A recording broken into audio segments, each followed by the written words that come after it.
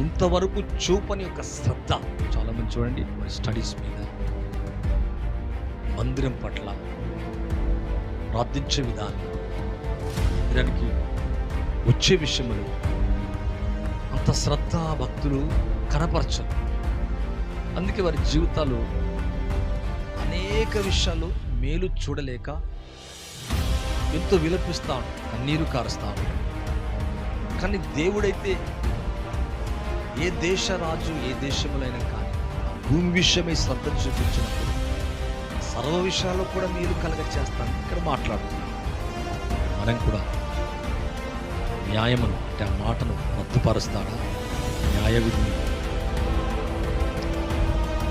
మరి రద్దుపరచిన న్యాయాన్ని రద్దుపరచిన సర్వశక్తి గల దేవుడు అలాగే ఎన్నడూ చేయడని ఇక్కడ దేవుని యొక్క వాక్యము స్పష్టమవుతుంది.